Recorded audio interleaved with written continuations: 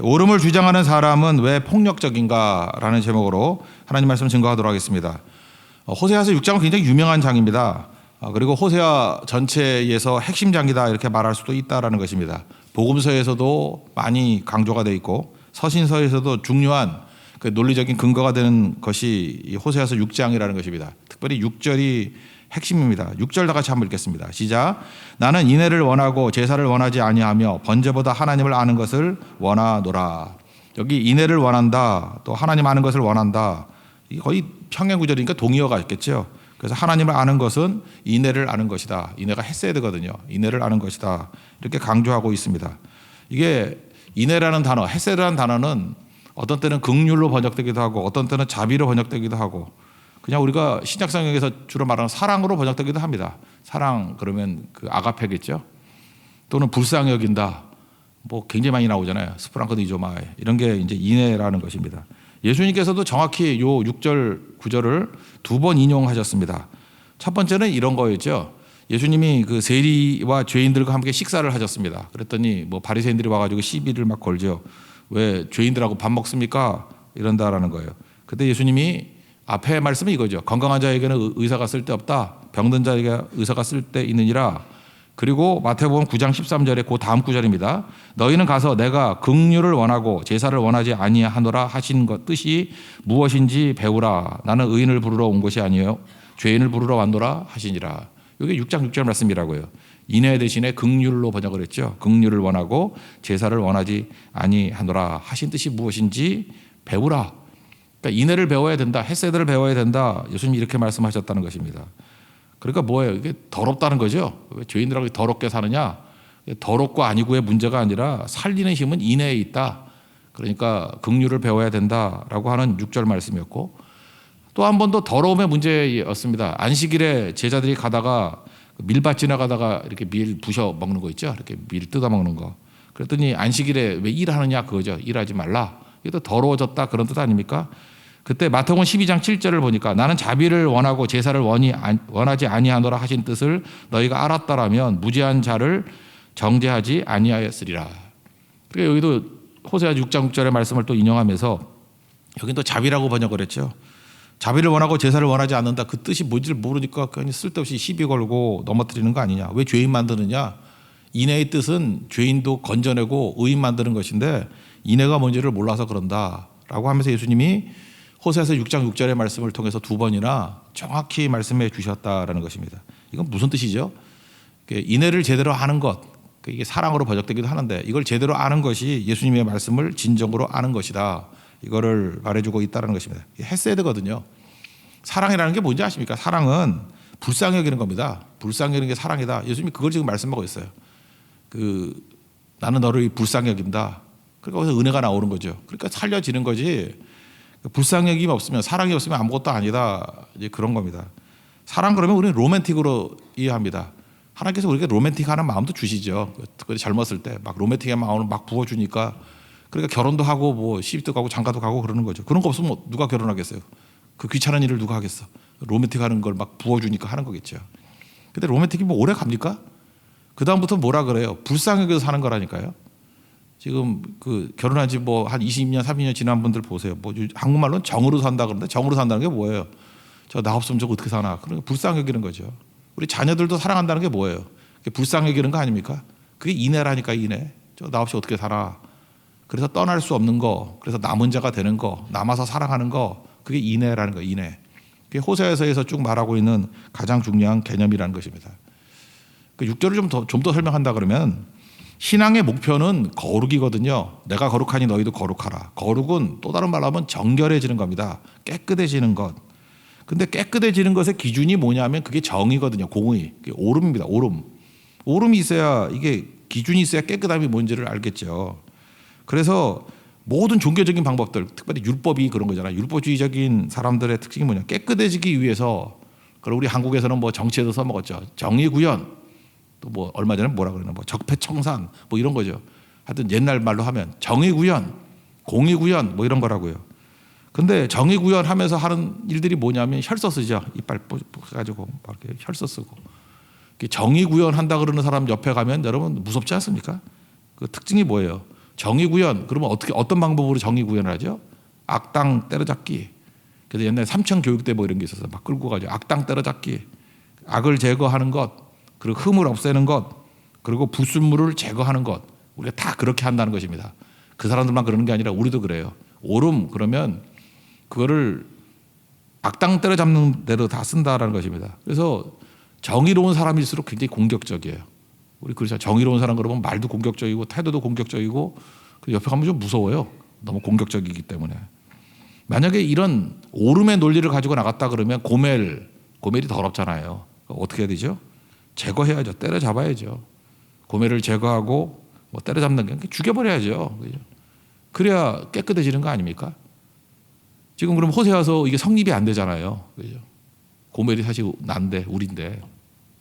그러니까 오름만 가지고 나가면 오름만 바라보는 자들이 하나님을 바라볼 때 보면 하나님이 굉장히 공격적으로 보인다고. 다 때려잡는 걸로 보이고. 맞습니다. 그러니까 우리 대신 죽는 것도 짐승의 피를 흘리잖아요. 그러니까 오름은 죽이는 거예요. 악을 제거하는 거. 그런 거라는 것입니다. 그런데 성경이 말하고 있는 하나님께서 깨끗해지는 방법, 정결해지는 방법은 뭐냐 하면 이렇게 악을 제거하는 방법이 아니라 때려잡는 게 아니라 하나님 방법은 하나님을 닮아가게 만드는 거예요. 하나님의 자녀들이라 그러죠. 자녀가 뭡니까? 아버지 닮아가는 거 아니에요. 그러니까 하나님의 어떠함을 닮아가는 것, 이게 깨끗해지는 방법이다. 이게 하나님의 방법이라는 거예요. 그러면 하나님을 닮아가는 거를 뭐라 그러냐? 하나님을 알아야 될 거 아니냐? 그래서 하나님을 아는 지식 그렇게 나온다고요. 하나님을 닮아간다. 하나님을 아는 지식 그러면 하나님 닮아감 이렇게 이해하면 제일 쉽습니다. 그러니까 안다라는 게 뭐라 그래요? 야다라는 말이 체험적으로 안다.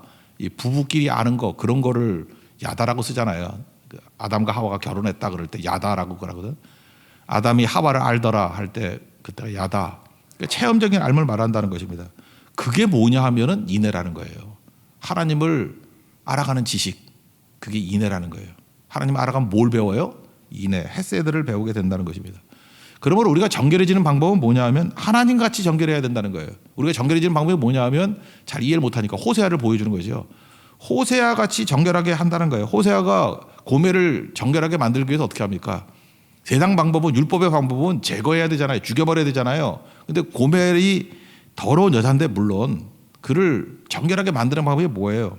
자기가 희생하고 자기가 용서하고 돈 주고 되사오고 그다음에 아내로 인정해주고. 어디서 많이 듣던 얘기 아니에요? 그 모든 것들을 하셨던 분이 로마서의 하나님이십니다.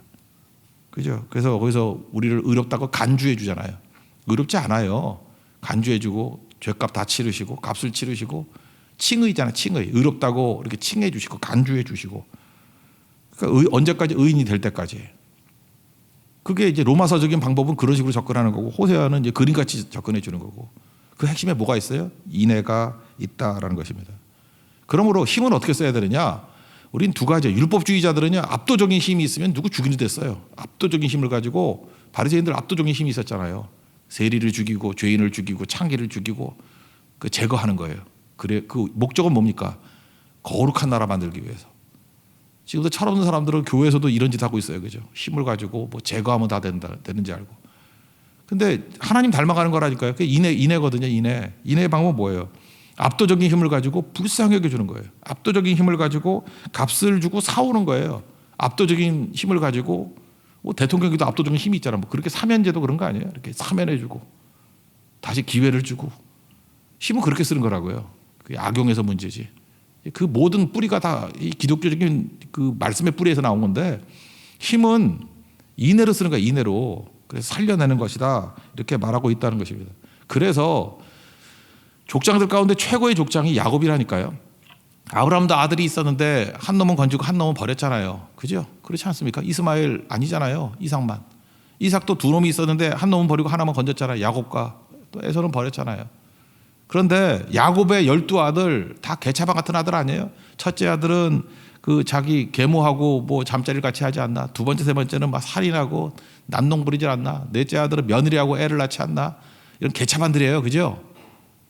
그런데 하나도 버리지 않냐고 12명의 아들이 다 12지파가 되잖아요. 그래서 그게 이스라엘이라는 거예요. 이스라엘이 교회 아닙니까? 우리가 그렇다는 거예요. 교회는 어떤 스토리가 있어야 되냐 하면은 르우벤 스토리가 있어야 되고요. 시므온 스토리가 있어야 되고 레위 스토리가 있어야 되고 유다 스토리가 있어야 돼요. 저 사람이 과거가 저랬는데 원래 제거하는 건데 힘 가지고. 아니야. 하나님의 인애를 가지고 저렇게 되살아났어. 살리게 되었어. 그게 인애라고. 인애. 그 십자가죠. 십자가. 인애는 뭐 십자가죠. 그게 지금 가장 중요한 메시지라는 것입니다. 여러분, 율법하고 은혜를 구분하잖아요. 율법의 법칙이 뭔지 아십니까? 인과 법칙이에요. 원인이 있으면 결과가 있다. 그러니까 율법은 죄의 삭은 사망이에요. 죄 지으니까 결과가 사망이죠. 근데 문제는 뭐냐? 율법으로만 살 수 없는 게 뭐냐면 우리는 원인을 만들어낼 수가 없어. 의인 없나니 하나도 없고 우리에게 선한 것이 없다 그러잖아요. 원인이 좋아야지 결과가 좋은 거 아니에요. 근데 우리 인간은요, 원인을 만들어낼 수 있는 힘이 하나도 없다니까요. 그래서 율법은 우리에게 절망을 줘요. 율법은 죄를 깨닫게 한다 그러잖아요. 그게 무슨 얘기예요? 절망케 한다는 얘기죠. 죄를 깨닫는데 그럼 바꿔야 되는데 바꿀 힘이 우리에게 없다고. 그래서 그 율법 대신 나온 게 믿음이잖아요. 믿음의 원리가 뭡니까? 그게 은혜의 법칙이라고. 은혜의 법칙이 뭐예요? 불쌍히 여기는 거니까.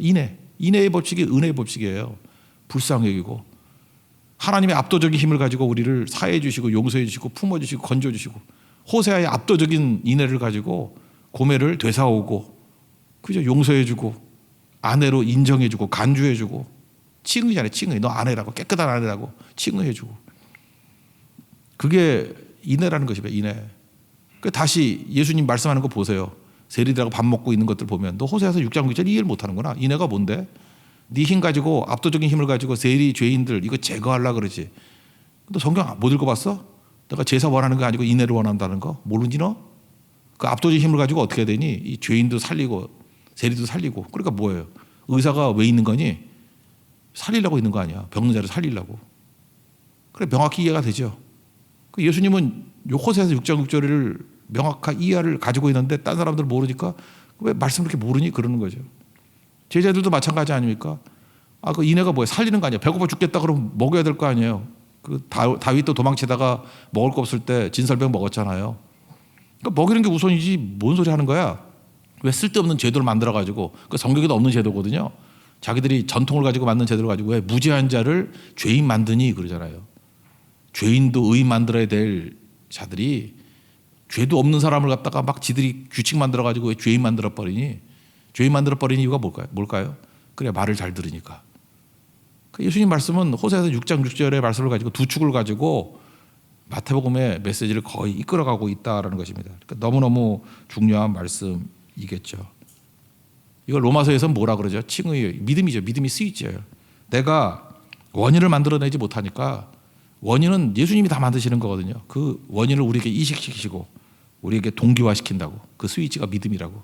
내가 믿으면 예수님이 원인을 만드셨던 모든 것이 다 내 원인이 된다라는 거예요. 이걸 뭐 다른 요한복음 같은 표현에 의하면 주님과 동행한다는 거, 함께 한다는 거, 함께하면 그게 다 내 것이 되는 거죠. 접붙임되는 거. 그러니까 원인은 예수님이 만드는 거예요. 우리는 믿음으로 말미암아 내게로 이식되는 거고. 고멜이 무슨 원인을 만들어냈겠어요? 호세아의 사랑을 받아들임으로 영접함으로 말미암아 그의 의가 세워지는 거고 아내가 되는 거죠. 그리고 우리가 할 일은 뭐예요? 호세아 같은 남편이 나 다 용서하고 오라 그러면 죽을 죄 지었습니다 하고, 이게 웬 은혜예요? 그러면서 눈물을 흘리고 가는 거죠. 그리고 안기는 거, 그걸 믿음이라 그런다는 거예요. 그게 호세아서의 말씀이라는 것입니다. 그러니까 뭐 별로 어렵지 않죠. 그러니까 율법은 인과 법칙이고 믿음은 은혜 법칙이다. 그래서 우리는 은혜 아니면 살아갈 수가 없다, 이렇게 말씀하고 있다라는 것입니다. 그래서 인애를 하십시오. 인애. 이게 구원의 근본 원리고 우리 신앙의 근본 원리가 된다는 것입니다. 이거 알면은 뭐 그다음 쭉 읽으면 설명이 되겠네요. 1절부터 보면은 우리는 원인을 만들어낼 수 없는 납니다. 그러니까 우리가 결과를 만들어내려고 그러면 인과니까 결과를 만들어내려고 하면 해야 될 일이 뭐예요? 원인을 만들어내는 하나님께 가는 거죠. 돌아가자. 그러니까 돌아가는 수밖에 없죠. 우리는 패역했거든. 패역이 뭐라 해야 돼? 등을 돌렸다. 남편에게 등을 돌리고 하나님께 등을 돌렸던 우리가 다시금 결과를 만들어내기 위해서 필요한 게 뭐예요? 돌아가는 수밖에 없잖아요. 돌아가는 거. 탕자도 자기가 원인을 만들어낼 수가 없잖아요. 자기 개차반 아니에요. 그러니까 할 일이 뭐예요? 돌아가야지. 그의 모든 결과는 아버지가 만들어준 거죠. 아버지가 용서해주고 안아주고 뭐 가락지 끼워주고 옷 입혀주고 신발 신겨주고 송아지 잡고, 거기서 탕자가 한 일이 뭐가 있어요? 원인은 다 아버지가 만들어준 거지. 우리가 할 일은 뭐죠? 돌아가는 거예요. 원인은 내가 못 만듭니다. 원인은 하나님이 다 만드십니다. 아버지가 다 만드십니다. 돌아가는 거예요. 돌아가는 거. 그러니까 돌아간다라는 게 뭐 회개라는 의미가 그거예요. 나 혼자 머물러 있어봐야 백날 가봐야 아무 원인도 없어. 모든 구원의 원인은 하나님께 있어. 아버지께 있어. 그러니까 돌아가는 거죠. 뭐 더 설명할 게 있나요? 돌아가면 아버지는 우리를 항상 불쌍히 여겨주시는 것입니다. 1절 읽겠습니다. 시작. 오라 우리가 여호와께로 돌아가자. 여호와께서 우리를 찢으셨으나 도로 낫게 하실 것이요 우리를 찢으셨으나 싸매어 주실 것이니라. 돌아가면은 이렇게 싸매줄 뿐만 아니라 나중에는 어떤 일이 벌어지느냐? 우리를 다시 살리신답니다. 이게 부활의 개념까지 나와요. 그래서 2절 이거 되게 많이 인용이 되는 건데 2절 한번 읽겠습니다. 시작. 여호와께서 이틀 후에 우리를 살리시며 셋째 날에 우리를 일으키시리라고 우리가 그의 앞에서 살리라. 이 말씀을 그대로 인용한 게 고린도전서 15장 부활장에 나옵니다. 3절에 보면은 그리스도께서 우리 죄를 위하여 죽으시고 4절에 나오거든요. 장사 지낸 바 되었다가 성경대로 사흘 만에 다시 살아나사. 성경에 사흘 만에 살아난다는 얘기가 어디 있어요? 요나 얘기 아니에요. 여기서 사흘 만에 살아난다는 게 이게 호세아서 6장 2절의 말씀을 인용하고 있다고. 그죠? 사흘 만에 살아나리라. 주님께 돌아가면은 그죠? 우리를 불쌍히 주실 뿐만 아니라 그 원인이 거기 있을 뿐만 아니라 십자가를 통과하고 난 다음에 우리를 다시 살리신다. 그런 뜻이에요. 이게 참 말장난 같은데 우리 뭐 대통령 끌어내리고 뭐 이런 걸 갖다가 하야라 그러죠. 하야. 아래 하자에 들 야자 하야. 대통령이 하야했다. 뭐 사임했다. 끌어내렸다. 뭐 이런 거 있지 않습니까? 하야. 그래서 하야는 끌어내리다라는 뜻이 있잖아요. 우리 한자로, 우리 한국말로 하야. 근데 히브리어 하야는 뭐냐면 다시 소생시킨다는 뜻이 있어요. 여기 다시 살리신다는 게 하야예요. 하야. 그래서 우리 기독교 그 뭐 큰 방송은 아닌가 그 유튜브 방송 중에 하야 방송이라는 게 하나 있더라고. 하야 방송이 무슨 담임 목사 하야하려고 뭐 만든 방송이 아니고 그게 다시 소생시키다라는 뜻이에요. 하야. 하야. 그래서 이거 말장난이거든요. 우리가 한국 사회에서 쓰는 하야하고 성경에서 쓰는 하야가 완전히 달라요. 이건 끌어내리는 건데 성경은 다시 살리는 거예요. 끌어올리는 거예요. 생명을 살리는 거라고. 그래서 아버지께 돌아가면 어떤 일이 벌어져요? 우리를 하야시켜요. 다시 소생시키신다고. 여러분 지금 죽음을 느끼고 나는 생명의 능력이 없습니다. 그런 사람 죽게 돌아가십시오. 2절 같이 사흘 만에 우리를 다시 살리시는 부활의 능력, 생명의 능력이 우리 가운데 있게 된다는 것입니다. 고멜 보세요. 이틀 동안 다 죽은 상태였잖아요. 이거 뭐 여자애 이거 완전히 이거 개쓰레기지. 근데 남편 호세아에게 돌아갔을 때 그를 하야시키잖아요. 다시 소생시키는 능력이 임하게 된다라는 것입니다. 그거 읽어보죠 한번. 2절입니다. 시작. 여호와께서 이틀 후에 우리를 살리시며 셋째 날에 우리를 일으키시리니 우리가 그의 앞에서 살리라. 이게 하야라는 것입니다. 그러면 하나님께 돌아가면 어떤 일이 벌어지느냐? 이제 살리실 뿐만 아니라 우리에게 계속해서 공급을 주신다라는 거예요. 우리 지난주 말씀을 살폈죠. 그 대창도 신부님이 그 말씀하신 것 중에 하나인데 충분과 충만이 다르다고. 성령 충분 뭐 그분이 만든 말이에요. 성령 충만. 헬라어 단어로 플레로라는 단어가 있는가 봐. 뭐 잊어버려도 돼요. 플레레오라는 단어가 충만이고 플레로라는 단어가 충분이래요. 충분. 그러니까 충분과 충만의 차이점이 뭐라 그랬죠? 병이 있다 그러면 그냥 상태가 충분이에요. 상태. 플레로 상태. 병에 물이 꽉 차 있어. 그럼 꽉 차 있는 걸 똑같죠. 이게 플레레오는 뭐냐 하면 충만은 계속 부어지는 거야 물이. 그러면 꽉 차 있는 건 똑같지만 상태니까 이게 꽉 차 있는 상태니까 누구에게 나눠줄 수가 없죠. 누구에게 부어주면 부어주는 것만큼 비어있기 때문에. 그래서 어떤 사람은 꽉 차 있는데도 불구하고 못 나눠주는 사람이 있어요. 왜냐하면 이거 어떡하나 하고. 여러분 11조 원리도 그런 거예요. 내가 100만 원이 있어. 근데 11조 10만 원을 드리면 100만 원과 90만 원은 느낌상 다르죠. 단위가 떨어지잖아. 그러잖아요. 그래서 실질 내용은 10%지만 심적으로 한 50%좀 날아가는 것 같아요. 느낌이. 근데 그게 아깝다고 느끼고 힘들다고 느끼고 하는 사람의 특징이 뭐냐면 그 충분이기 때문에 그래요. 내가 충분했는데 이거 드리면 나는 비네 이런 느낌. 근데 충만한 상태에 있는 사람들은 그게 아니거든요. 그러니까 마리아가 그랬잖아요. 막 향유가 옷값 갖다 부어도 충만하니까 또 채워준다는 걸 느끼기 때문에 폭포수 같이 계속 부어주면은 부어줘도 또 채워지죠. 부어줘도 채워지죠. 이거예요, 이거. 그래서 충만에 해당되는 것을 비로 얘기해요. 이스라엘은 우리하고 반대입니다. 씨를 뿌리는 게 가을이거든요. 그걸 이른비라 그러고 봄의 추수예요. 그걸 늦은비라 그래. 하나님께서 항상 충만하게 은혜 부어주신다 그럴 때는 비로 묘사한다고. 이른비와 늦은비 주신다. 반면에 충분한 상태는 뭐냐 하면 지금은 있는데 곧 없어지는 거예요. 그래서 앙리아라는 표현을 쓰기도 하고 이슬은 해가 나면 다 사라져버리잖아요. 그래서 충분의 상태는 이슬이야. 그래서 이슬이 아니고 뭐예요? 이 비라고, 비. 쏟아지는 비. 그러니까 하나님 앞에 나아가면은 주님께서 우리에게 계속된 공급을 주신다는 거예요. 충만한 상태를 주신다는 거예요. 그게 하나님 백성들이 인애 속에서 살아가는 방법이다. 이걸 말해주고 있다는 것입니다.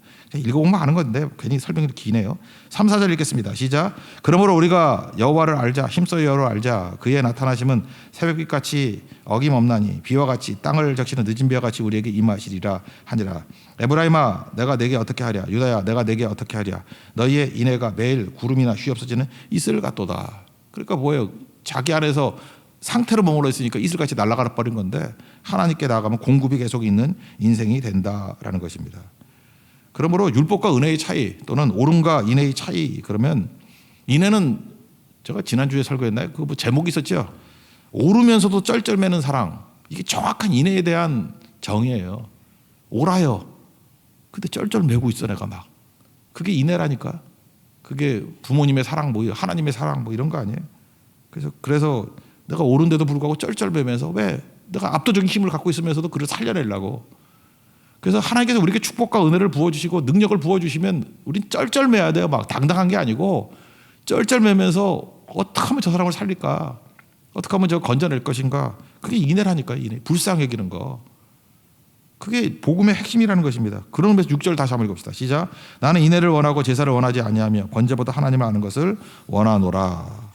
그리고 이 뒷부분에 쭉 나오는 게 뭐냐면 오름만 있는 사회의 피폐함 이런 거예요. 여기 보니까 길르앗, 세겜 이런 게 나오는데 여기는 그 도피성이 6개가 있었거든요. 그 중에 이제 대표적으로 뽑은 거예요. 도피성. 도피성은 특징이 뭐죠? 그 부지 중에 살인한 자가 들어가더라도 살려주는 게 도피성 아니에요.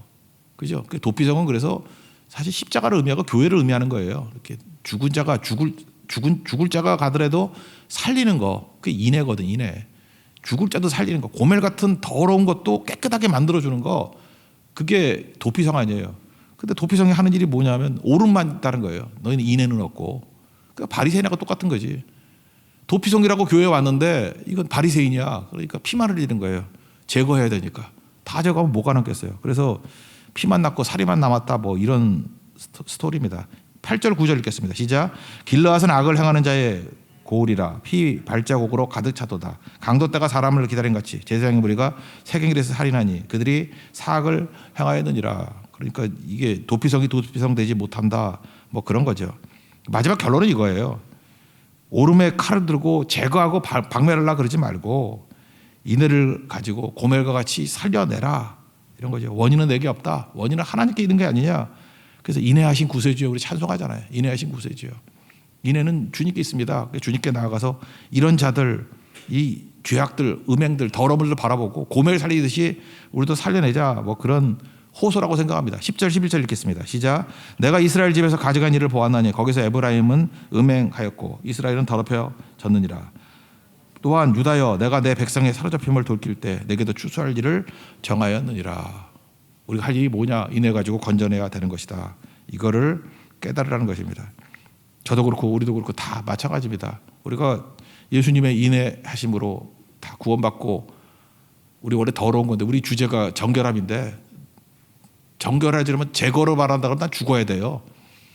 근데 압도적인 사랑으로, 압도적인 힘으로 우리를 씻어주시고 건져주시고 세워주시고, 이렇게 아내라 그러잖아요. 아내라고. 고멜을 아내라 그러잖아요. 하나님이 자녀라 그러잖아요. 우리가 할 일이 뭐예요? 하나님께서 우리에게 압도적인 축복과 은혜를 주셨는데 할 일은 뭐죠? 살리는 거라고요. 우리 도피성이에요. 도피성이면 죽을 자도 살려내는 게 교회라고요. 성도라고요. 그 일을 해야 되겠죠. 우리가 접하는 게 또 다른 고멜이 있다 그러면 고멜 살려내야죠. 야곱과 같이 이스라엘이 돼야죠. 이 게차반 같은 아들들도 다 집합 만들어야겠죠. 그게 교회의 영광이고 그게 교회의 능력입니다. 누구도 버리지 않고 하나도, 그래서 예수님께서 내 안에서 하나도, 내게 주신 것을 하나도 잃어버리지 않겠다고 다 건져낼 수 있는 우리 예수의 마음 붙고 예수의 능력으로 서는 주의 종 되기를 축원합니다. 자리에서 일어나겠습니다. 은혜의 힘입니다. 찬양하겠습니다.